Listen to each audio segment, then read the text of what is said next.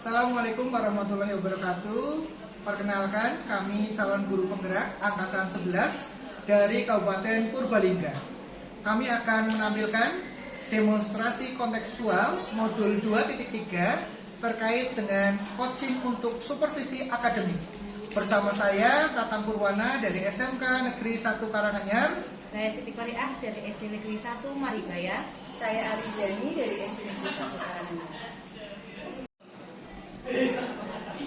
Dalam video ini saya akan berperan sebagai supervisor, Ibu Ari sebagai coach, dan Pak Tatang sebagai Coaching. Selamat menyaksikan. Assalamualaikum warahmatullahi wabarakatuh, Bu Ari. Waalaikumsalam warahmatullahi wabarakatuh. Kabarnya? Alhamdulillah. Saya tadi mendengar kata Ibu Ari melakukan coaching hari ini. Iya, betul. Sebelum Bu Ari melakukan coaching, ada beberapa hal yang akan saya sampaikan kepada Bu Ari. Ya. Pada saat proses coaching nanti ya Bu Ari, antara coach, dan saya nanti akan mengamati dan menilai sesuai dengan rubrik penilaian pada coaching, seperti apakah proses coaching itu berjalan dengan alur tita, apakah proses coaching itu sudah memberikan pertanyaan-pertanyaan info pada coaching, apakah jawaban-jawaban yang disampaikan itu nanti jawaban tersebut itu sesuai untuk solusi permasalahannya. Dan jangan lupa juga nanti Bu Ari saat pelaksanaan coaching memperhatikan prinsip coaching seperti kemitraan, proses kreatif, dan memaksimalkan potensi coaching.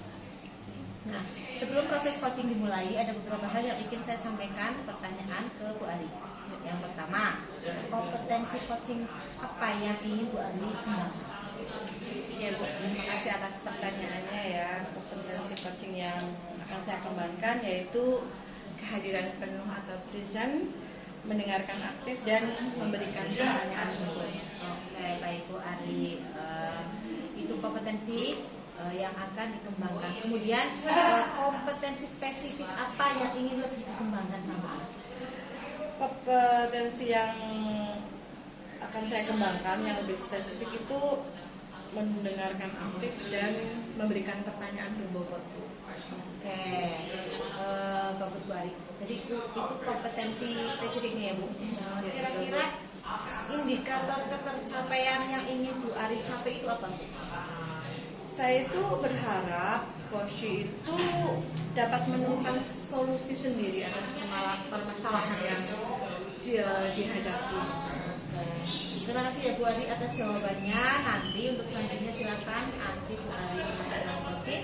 Setelah nanti coaching selesai kita akan berkomunikasi kembali ya Bu Ari. Siap. Oke, terima kasih Bu Ari. Assalamualaikum warahmatullahi wabarakatuh, Pak Tatang. Waalaikumsalam warahmatullahi wabarakatuh, Bu Ari. Gimana kabarnya hari ini? Alhamdulillah kabar saya hari ini luar biasa, bahagia sekali ketemu Bu Pori dan Bu Ari ini. Semoga Bu Ari juga sehat ya. Amin, amin, iya. Oke, jadi hari ini kita mau bicara apa? Ini Bu Ari, terima kasih sebelumnya atas kehadiran Bu Ari. Saya ingin bercerita terkait dengan permasalahan saya di kelas seperti itu. Ketika saya menyampaikan pembelajaran, anak-anak ini terlihat kurang aktif, sehingga saya kadang bingung sendiri nih, apakah anak itu sudah paham dengan materi yang saya ajarkan atau masih belum paham, seperti itu Bu Ari. Seperti itu ya. Jadi masih ada siswa yang belum aktif dalam kegiatan pembelajaran. Betul Bu. Ya Pak, baik Pak. Jadi sebenarnya apa yang Pak Tatang harapkan dari pembicaraan kita hari ini? Yang saya harapkan dari pembicaraan kita kali ini, Bu Ari, saya bisa menemukan solusi bagaimana saya meningkatkan keaktifan siswa dalam belajarnya, sehingga siswa lebih semangat tentunya dalam kegiatan pembelajaran yang saya lakukan. Iya, baik Pak. Jadi menurut Pak Tatang itu ya, ciri-ciri siswa yang aktif itu dalam kegiatan pembelajaran itu yang seperti apa?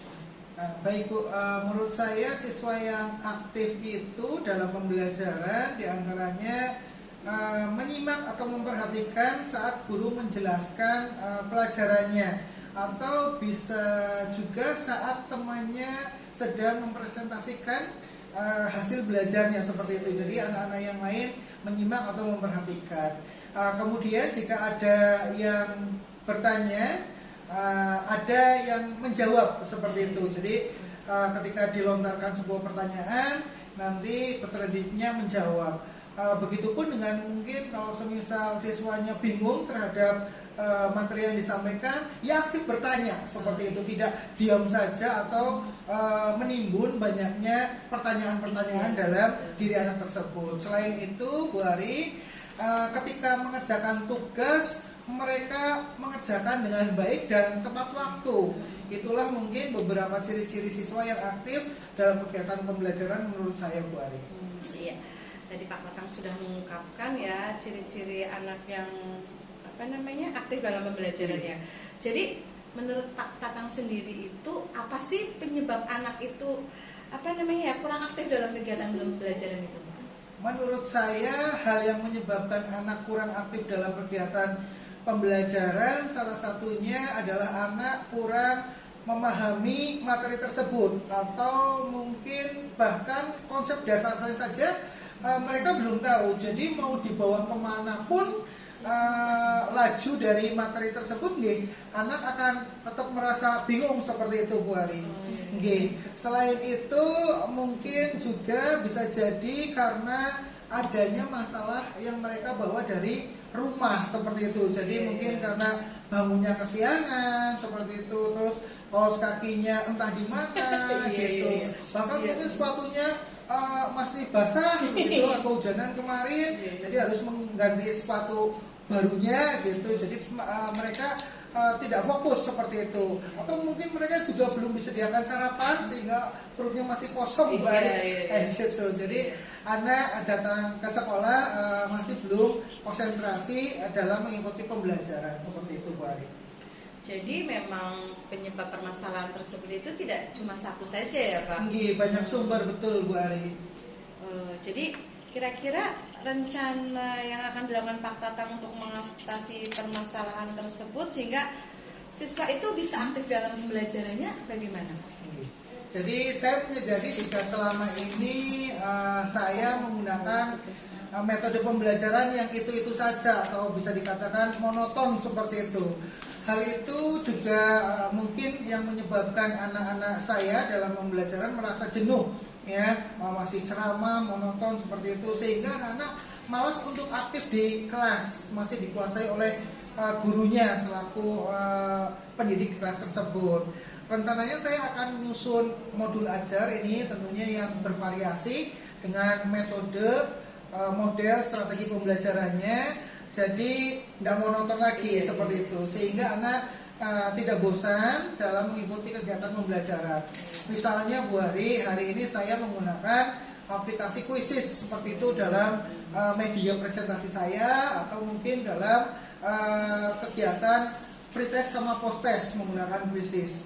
Besoknya lagi saya menggunakan PowerPoint seperti itu, yang di dalamnya mungkin bisa diselipkan game-game yang edukatif seperti penggunaan kahot, ya, dan lain sebagainya, secara bergantian agar tidak jenuh dan menjadi bersemangat kembali dalam pembelajaran di kelas, Bu Ari. Iya, bagus sekali ya Pak Tatang ya. Jadi di sini Pak Tatang nanti akan membuat modul ajar yang di dalamnya itu terdapat variasi metode pembelajaran, begitu? Iya, betul, Bu Ari. Ya, luar biasa sekali ya yang Pak Tatang rencanakan tadi. Dalam melakukan program ini, kira-kira Pak Tatang itu membutuhkan orang lain tidak? Tentu saja, tentu saja saya membutuhkan orang lain, misalnya guru senior ataupun kepala sekolah sebagai tempat saya berkonsultasi tentang penyusunan modul ajar yang baik, seperti itu. Dan tentunya teman-teman guru yang serumpun yang biasanya memang saya ajak untuk berdiskusi tentang pembuatan modul ajar yang baik dan menarik seperti itu.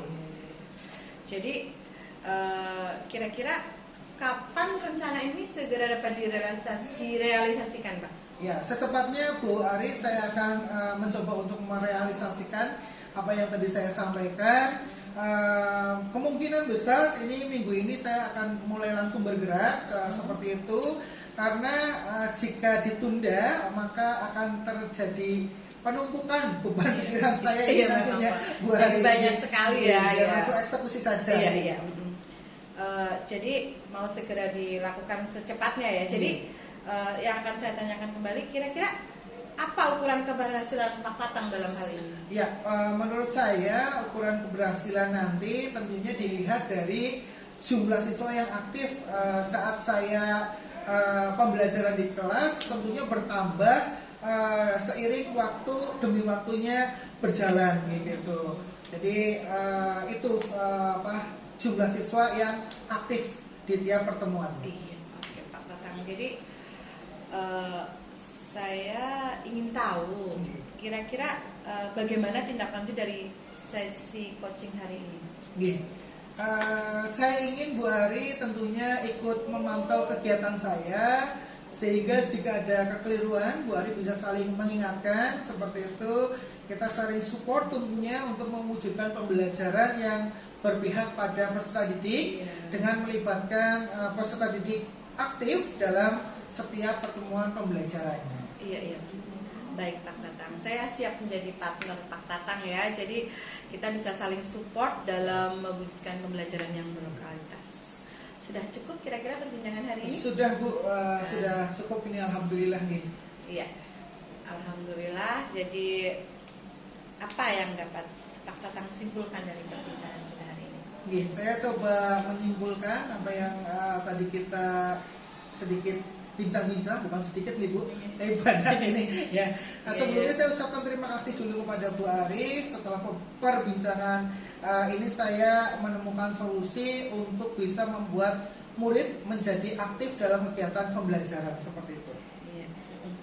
Bagus sekali ya Pak ya. Saya rasa sudah cukup pertemuan kita untuk coaching hari ini.